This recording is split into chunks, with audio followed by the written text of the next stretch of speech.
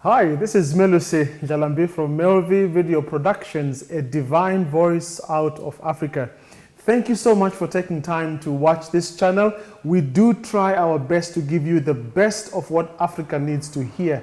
And today I have a great opportunity to speak to an evangelist, to an author, to a musician, and everything else in between, a business leader, an entrepreneur. I'm talking about Joshua Maponga III. Greetings, how are you? Thank you, sir, for having me on your show. It's always a privilege to have you around and to talk about issues. At your own risk, of course. We're prepared to talk about a number of issues, and I think just to start off our interview, just tell us about what's in your space these days. What is in your life, and how are you handling things in your life these days? These days, I think what's on my mind is scholarship, a bit of learning, a bit of writing, lots of music production. I'm coming up with a new music genre, the African spirituals, All right. which I'm working on quite. I've done about 200 songs in that space already, so I'm quite intensely involved in that space. Wonderful. Plus, over and above that, just the basic business running and consulting in organizations. Wonderful.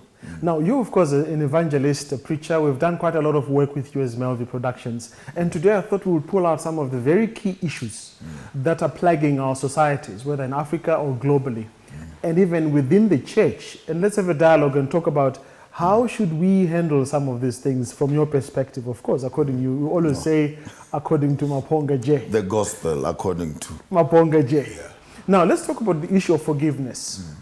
In our churches, in our homes, and in our families. It's a big issue. The Bible talks about it.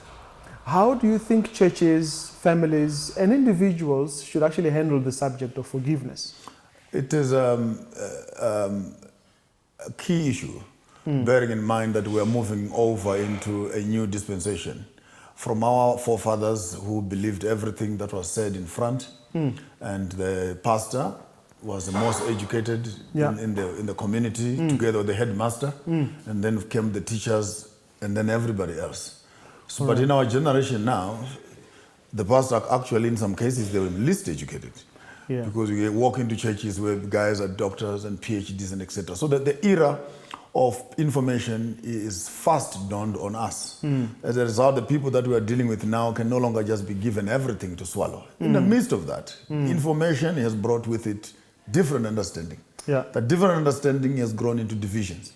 Divisions have turned into separations and etc. Like particularly, I would speak as a Seventh Adventist church in South Africa, so that I can put this into context. Absolutely, yes. That all of a sudden our generation has started asking critical questions on property, for example, on money, on investments, on church structures, whose name is on the documents, whose ID is what, which and for me are genuine questions. Unless the church can come forward and say, we have a church system, God's church, but it's being run by human beings. Yeah. But we believe still in the mission of the church. Now, in the midst of that, we've had lots of divisions. Families have broken apart. Colleagues who grew up together and work together have fallen apart. And families and divorces is high. And for another day, I would take it through my own space also, but not for today. But having said that, I think that the communion service and its use has been undermined greatly. Okay. I passed it once and I don't think it settled well in some of my friends. And I said, what type of a minister would I be if I cannot wash another minister's feet?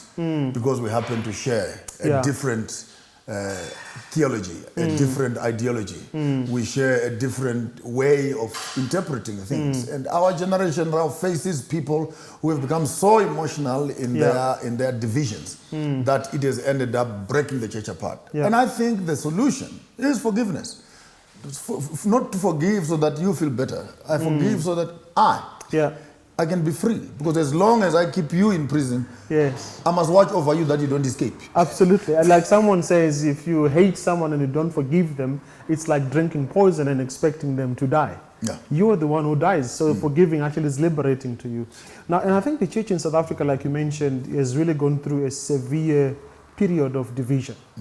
Whether it's racial, whether it's within our different African groupings. And what would be, in terms of your view, what would be the cutting issue that you think should actually be done practically? Because forgiveness, you can talk about it, but how do you actually do it practically? We have a problem of self-hate as a people. So I don't want to look at Africans and fragment them.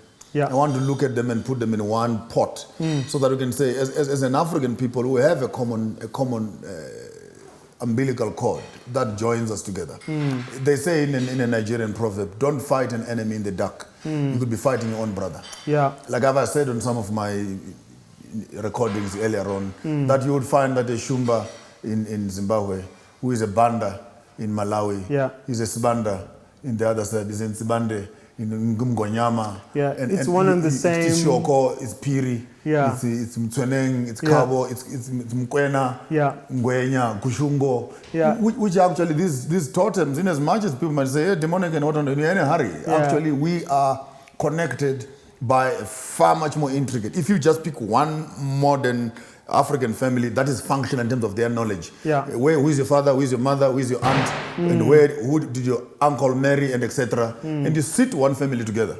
You'll be shocked that you're actually related to almost everybody. So I would want to say categorically that Christianity has brought division, because it has undermined the cultural links that we have at our own local African cultural space, and have replaced all that with the blood of Jesus. And all of a sudden, people now have a superior blood that to the undermines everything that they are. To such an extent that some of the Africans, when they become Christian, they literally excommunicate themselves from the function of their own families. So a solution for me would be to say, as African people, we'll be aware first that we are migrating slowly from a communal mentality to an individualistic family, me, my wife, and my kids, sort of an idea. And that environment is only leading us to the verge of capitalism and collapse of the final family structures. And actually, I've seen it even happening in most of our congregations. And one colleague of mine said, our relationships have been limited to happy Sabbath, and it ends there. To really know who's the person behind the happy Sabbath. I lost my brother a few months ago. To get a phone call from some of my friends, I thought we were friends, asking me, where do you stay? Wow. At the time when there's where a funeral. do you stay? People had no address. And I've known some of these guys for 5, 10, 15, and it just dawned on me that, oops, we're in this concrete jungle, and it's possible that you could actually be living an individual life and be lonely in the midst of friends. Let alone to bring it back to hurting one another and feeling the obligation to want to forgive one another, because we don't live in the spaces where we interact that often. We in fact, I want to attribute that to the human conscience, but also I want to attribute that to the Christian dogma itself, which has said, as long as you are in the truth, as long as you have said the truth, you don't have to care about how everybody else is feeling. So we'd even use truth to butcher each other. I would kill you, and I'm thinking I'm doing God a favor. Wow. Because I'm cleaning up the house of the Lord of this rubbish that is and sending you out. So people have literally become, instead of us looking at Christianity as a way of loving our brother, this has come as a way of actually hurting and hating our own brothers and our own blood. Now, talking about hating, we're talking to Joshua Maponga, discussing topical issues that affect our societies and our communities. I want to talk about an issue that is related to hurting, violence against women. What is the problem with African men that will end up hurting what the Bible calls the weaker species? Why would men hurt? And what are your thoughts around the recent violent episodes against women? The African male species is on a corner. It's like a snake that has been pushed to a corner. And he feels he can strike anything that is coming to attack him. Economically, he has been sidelined. Religiously, he is powerless. Culturally, he is powerless. And politically, he's just being led where he's going. We are not built like that as Africans. We had territory, we had places of jurisdiction. We have now, even in our own homes, you are this, or your own children, you can't do anything. And I'm not condoning anything, but I'm saying in terms of our psyche, the civilization has moved so fast to your child can say hi on WhatsApp and they would think that they've greeted you. Whereas as an African, I still expect you as a young one, when you see me on the corridor, to say, hello, Dad. But they say, but we were speaking on WhatsApp. I says, no. In my head, I have not yet fast forward calibrated to say we are there. So firstly, let's look at the male species that is actually cornered the women empowerment issues, the girl child policies, and all these things that are happening. Firstly, we must understand that they have put the African male at a disadvantage of his own family. In fact, he's as good as a sperm donor. Okay. After that, stand aside, you are a father figure. And I'm not figuring for nobody. That's the problem. Right. And when you refuse to figure, then you want to enact your responsibility. But on the issue of violence, the African male acting in that species, the government does not make it easy. Churches don't make it easy. They are now also implementing policies of equality, and etc. And at the end of the day, all these crimes are being done by men. But how do we bring it down to the action of actually killing? Yes, all these actions are being done by men. All right. And instead of all organizations going back to Genesis 1, let us make men.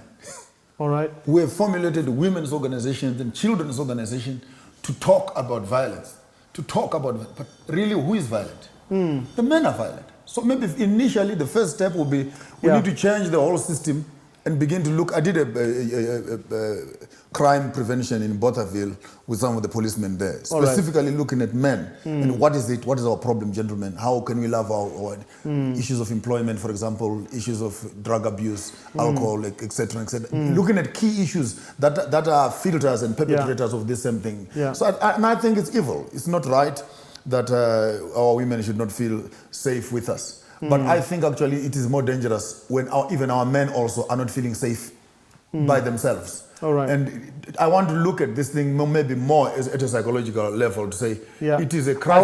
I was going to ask you to talk about that, the psyche, the men's psyche, the African men's psyche. We do know the cultural, traditional, and religious upbringing of most of our men has been to dominate, to be providers, but the psyche of the men in our day, how does it look like, and what drives men to do? Men are slow, women are fast. Men are slow because we are the storehouses of cultural information. So when changes come, our women and children are take on the new paradigm very fast. But at the end of the day, even at this generation, I still expect my wife to bring me a plate of food and a dish of water to wash. I am educated. I hold a few qualifications behind my back. By no means is it a way of undermining her, but culturally, I'm wired. And no matter how many books I've read, you cannot change the entire information I've gathered for 47 years because I've read an article on Facebook. So I think that maybe the disparity that in the midst of us promoting and educating our female species, we don't have a similar robust process of maybe upgrading, educating, sharing information with our men. And even when you share with them to say change to what? Exactly. Change to what? Because ultimately it comes back to African culture versus Western culture versus Chinese culture and Indian culture. Now, if an Indian is not expected to change, the Chinaman does not have to change. Why should an African? The white man actually does not need to change.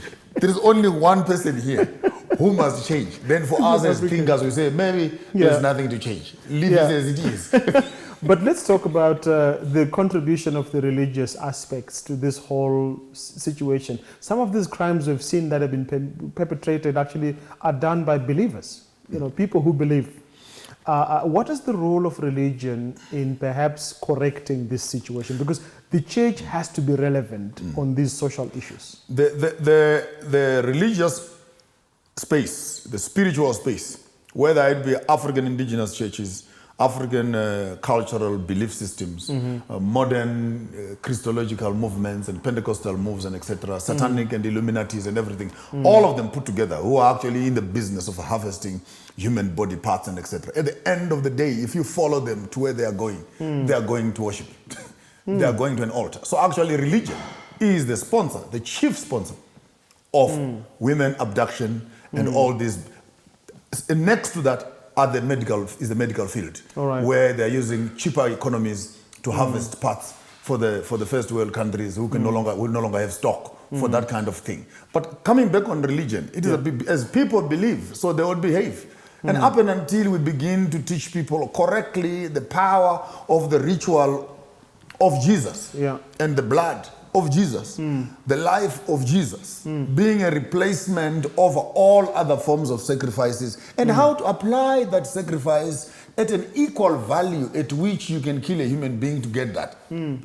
Africa thinks like that. Yeah. Christianity comes and says, don't, but again, you're asking them to psych. Kill. Yeah. The psych has not yet moved to say, I don't need to kill a chicken. Yeah. Jesus has died. I don't need to kill a son. Yeah. Jesus I don't need to died. kill Isaac. Yeah. The Messiah will come. So the quality of information in terms of our dogmatics, in terms of our theological training for the African people, must not undermine the thinking of the African person. So that when you're teaching the sacrifice of Jesus, don't hang him on the cross. Yeah.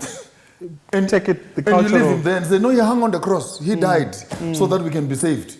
That makes totally no sense. A man dies. But if you go back and say, you want to break free from this thing, go and kill this, go and kill this. And then you introduce this blood as a claim over this, we could begin to talk. So we need actually an adaptation. Unfortunately, our theology has been written by sorry, the language, Europeans sitting on a lake somewhere in Canada and thinking, what does the African need to hear? And they come here and some of that information is totally irrelevant. When your child dies, your mother is sick, someone's knocked by a car, things happen in one day. By sunset, we will find people will be saying, these things are things of the people. All right. Chivano, you know what they're saying? Yes. So automatically a human being begins to say, this Christianity does not give me immediate answers to my situation and problems. And until theology breaks in to find you at that moment and say, when it happens like this, do this and this and this, then your issue is solved. Yeah, but you talk about European Western Christianity. And I guess Christianity has gone to many cultures, including African cultures. But there's this new term that has come up in South Africa. Let me say in South Africa, I don't know about other countries, decolonizing Christianity. What does that mean to you? Because there's an assumption that the Christianity we have is a colonial Western, like you mentioned. But what does it mean to be an African Christian? You said Seventh-day Adventist, which I am also. How do you become a Seventh-day Adventist who's an African, an authentic African? That's a very powerful concept on its own, because the packaging of the gospel, and even some of the issues that we are highlighting right now in terms of the gospel, the doctrines, and etc. In some cases, they are totally naive. In some cases, totally ignorant about the audience in which they are going to. This Christianity comes, it does not respect local food, does not respect local music, does not respect local clothing, does not respect local family structures and cultural family structures of respect and etc. Has no regard of the land, does not respect social shrines that are there, places of worship, has no idea or clue of the environment and weather patterns and etc. It just comes and says, you are now going to become Christians. Leave everything that you're doing. Take off your shoes, take off your clothes, take off your this, jump into this, talk like this, sing like this. Almost to an extent that the African must first of all be detoxed. You're in a medical space, you understand what I'm saying? You have to detox the African first from himself. He must become half Euro before God can begin to address him. If you hit a drum right now, boom, God jumps through the window and disappears. But when you put on organs and other, he comes back inside. And I say, if God is foreign to the African, then he's an idol. For he created even the Africans also. So the decolonization of Christianity basically has to look at the whole structure of Christianity. We are not going to be tolerating white pictures of Jesus as emblems of Christianity. If you say it does not matter what color Jesus is, then it even does not matter if he is black or white. So remove even the white. But you cannot say it does not matter, but let's let's keep the white one. So the whole issue of how does Jesus leave Africa, North Africa, and goes to Europe, and he comes back with blue eyes, blonde hair, and etc. It's a problem. The fact that during the divine service we're being told, no more choruses. It's now we're in the divine service now. Let's do the hymns. You know that kind of we've been there, Chief. And you listen, and slowly you're almost saying, what is local cannot approach God. Or we can only begin to address God when he is singing like this. So the decolonization is doing the Africa. Maybe 60% of what we call Christianity are practices that have made us to be acceptable to our colonial masters. So in one sentence, religion was actually an evangelist for colonialism. Yeah. But let's go back to the Bible. I always prefer to use the Bible as a reference point. This topic of decolonization of the Christian faith was the first controversy that got all the apostles to come together and discuss. How do we teach this gospel to the Gentiles, to the heathens? Maybe you can talk to us because you're a theologian, and maybe let's pull it from there and say, how does that first discussion by the first, we call it the first general conference, apply to us today? Because they had to decolonize, if I can use that word, their Hebraic faith to custom make it to the Gentile nations. You use very beautiful language, custom make. Without even, before I can even get into the discussion itself, does our modern Christianity, did the Europeans customize the religion or the Christianity when they came to Africa? No, they did not customize it. They actually brought it as is. And then we were just told to fit in there. But again, Paul says the best statement, which you can find anywhere, says, I am the Jew. To the Jews. To the Jews. And I'm a Roman. To the Romans. To the Romans. If you was to come to Africa, you say, I'm an African. To the Africans. And of all the pictures I've loved, I hope in your interview you can cut that picture where the General Conference president came to Nigeria and they actually dressed him up like a Nigerian. Now for me, that statement on its own says, had we started off here, that when we are approaching people, don't scorn, don't downplay their culture, and you uphold a jacket and a tie, polished shoes. When you're looking like a semi-white man, then no, God will accept you in that form. And I think we have a form of godliness, but we're denying the power of the gospel. The gospel has nothing to do with the clothes. Allow me to take the license I have as a host and talking to the people out there.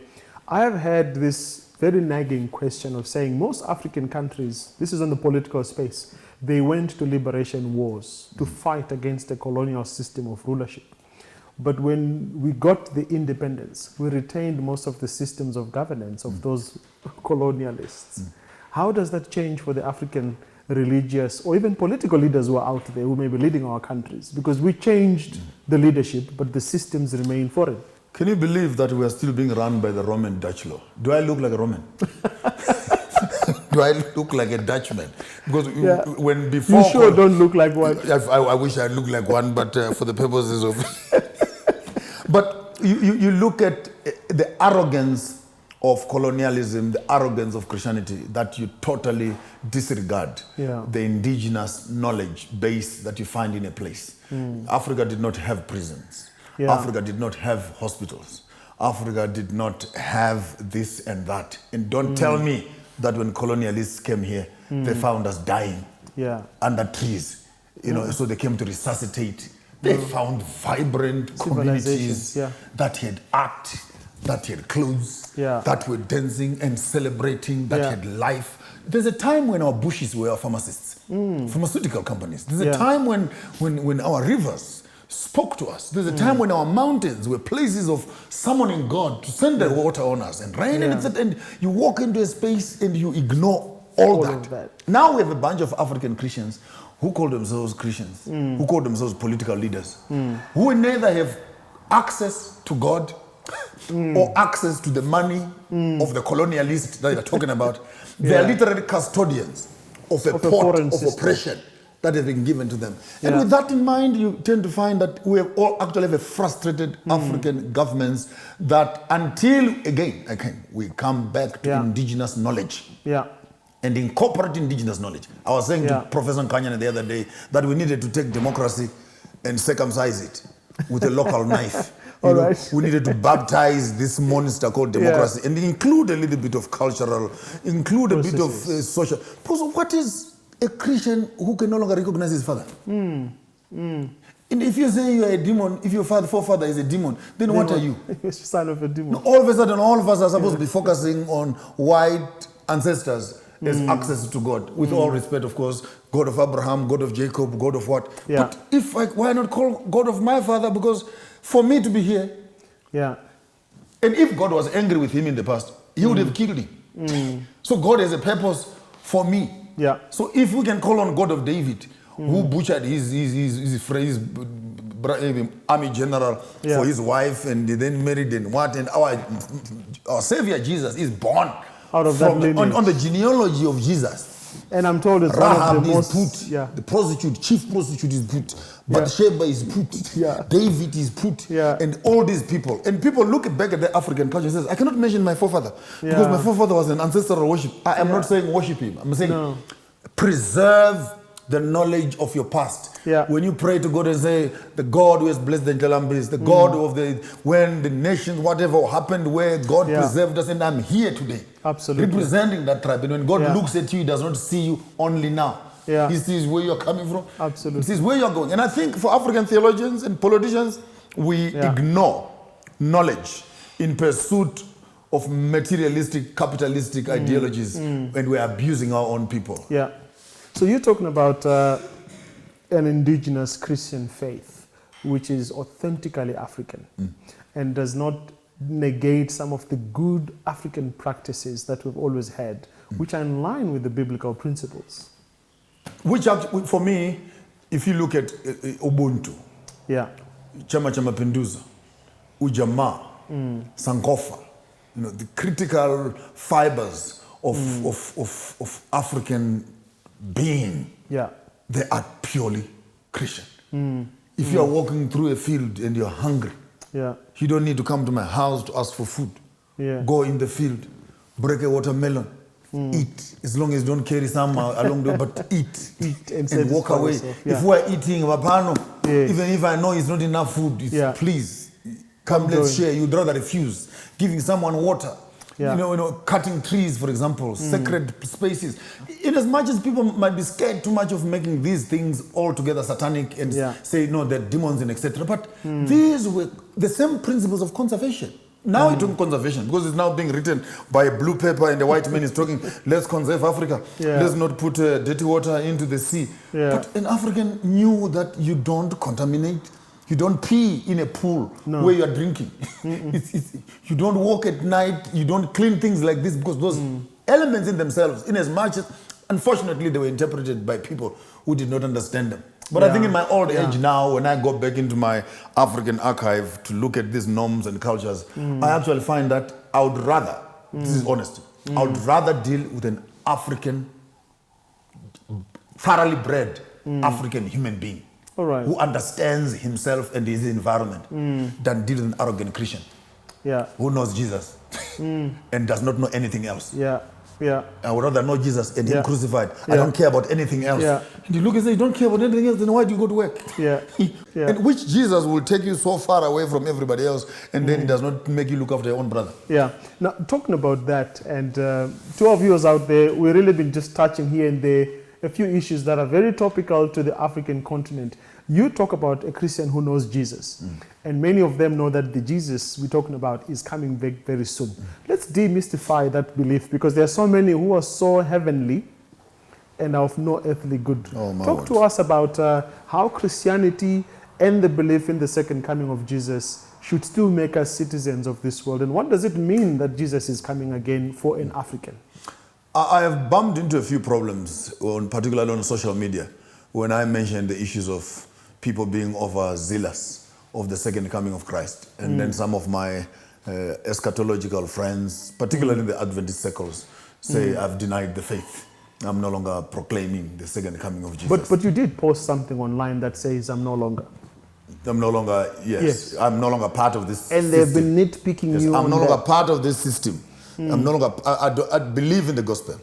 All right. But the way in which the system is packaged right now and the way in which we deliberately ignore critical issues and we camouflage and sugarcoat them. We don't want to deal with issues. Yet we are so robust when it comes to addressing Catholics, when it comes to lambasting Lutherans, lambasting Pentecostals, false prophets and what. We take all our guns out and we shoot.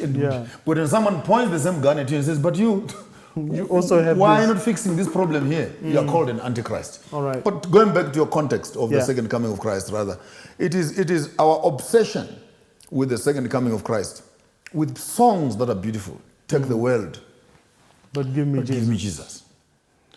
I am satisfied with just a cottage below. I have a city over the other side, in the sweet. by all these, they're beautiful sentimental songs, which were written by them. Sorry for that, by them to us. Our brothers. Our brothers from Yes. the other side. But while they're giving us this song, Take the World and Give Me Jesus, they have the world. They have, because if the issue of land is not important, for example, Okay. then why is the white man holding on to it? All right.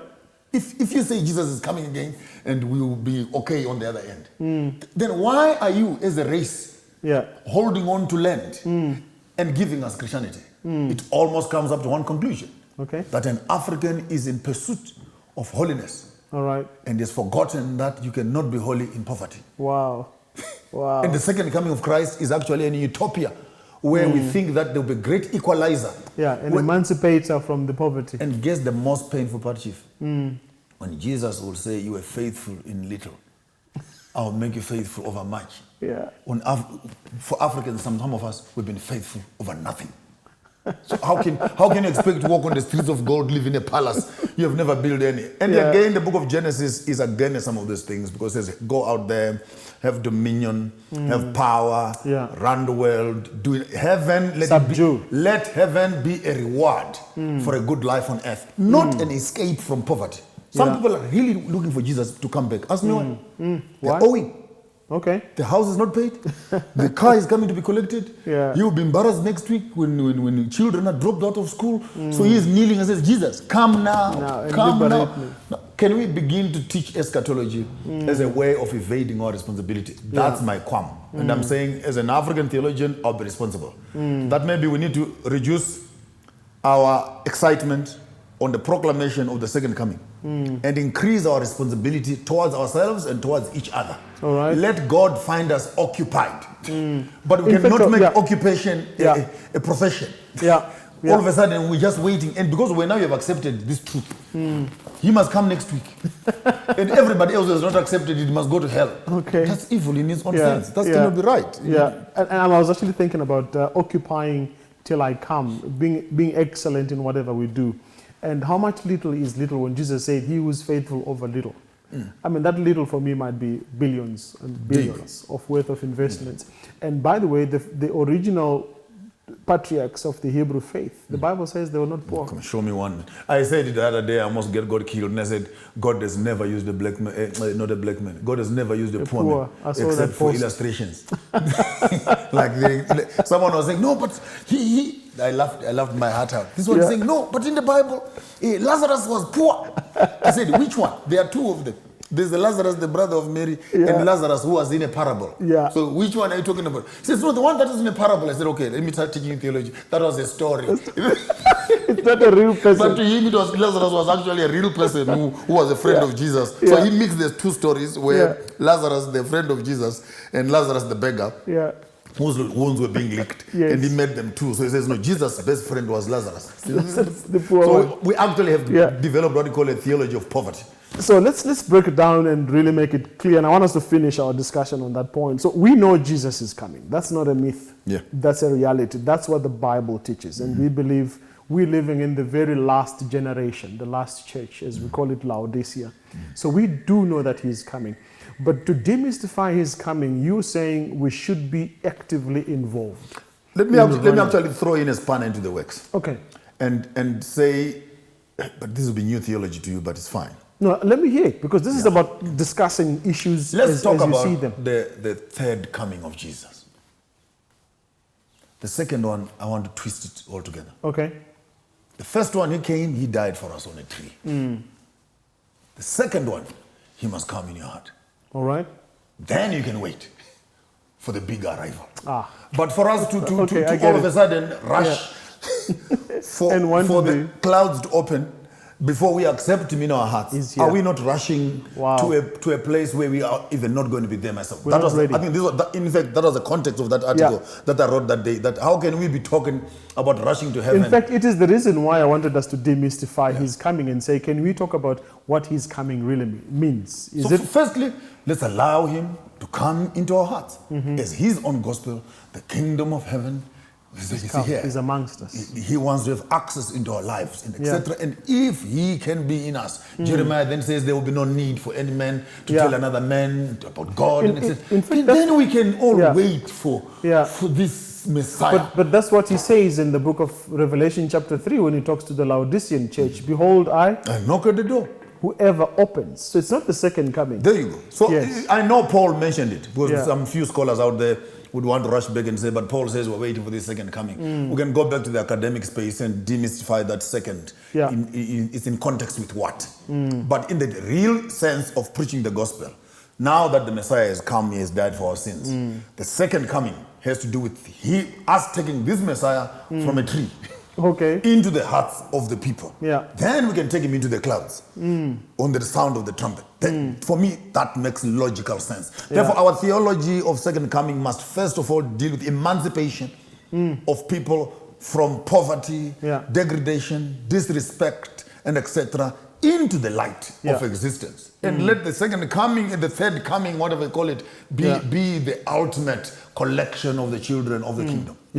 I think that makes sense. Wonderful. It does make sense to me, it does. And to our viewers out there, we've been talking to Joshua Maponga. I'm going to ask you to give us your last words. And we're getting towards June 16, which is a very special day for MelVee Productions, because that's the day we first uploaded our videos online. The very first one. So it's our anniversary. Yes, when we did the youth. Yes, the youth one, and I think a couple of years ago, 2014, 13. When was that? It's quite a while ago. It's are we getting like old now? Are we getting old now? Very old. I see you got more face to wash than hair to comb now. So we've been talking to Joshua Maponga. I would like you to just listen to the final and parting words on this very dynamic discussion. I hope it's really been useful to you. In case you'd like to hear more, please write to us, leave a comment below this video. We'll be very happy to hear from you. Please discuss with us. Send us your questions and your comments. We'll be very happy to respond to them. And do look forward to the weekly Bible study on this channel, as well as quality music videos. So, your last word to the young people. My last word is zoom into this small shrub here. Yes. This is a plant that you can see here. And within this plant, there are seeds. And within the seeds also, there are fruits. All right. 3 things in one. I'm talking to the young people out there. The tree, therefore, represents the past, your parents, your family, where you're coming from. The fruit represents you today, who is consumable, who can be eaten. All right. The seeds represents your potential to where you're going. So here's the simple advice from a fool. Trees, we trim, we water, we look after. Fruits, we preserve, we eat, we enjoy. Seeds, we store for the right time to plant them.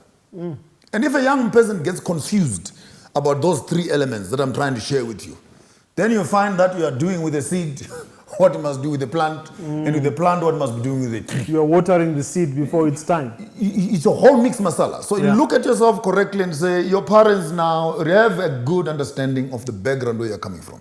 Respect your parents. Why am I saying that? Because your days will be many, that the Lord will give you on the face of the earth. There's a promise to that in the book of Exodus chapter 20. Children, obey your parents. Ephesians also will tell us. But the only commandment that has in it a promise of longevity. So if you know how to look after a tree, you can wait to harvest some fruits.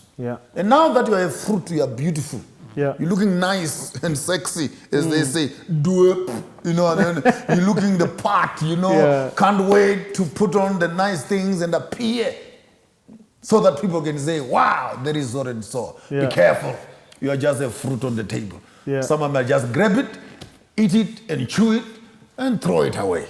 But better still, I want to talk to your capacity and potential for the future. That there is some seeds that God has planted inside you. The seeds that determine the future to where you can go. Your generations are lying ahead that depending on you.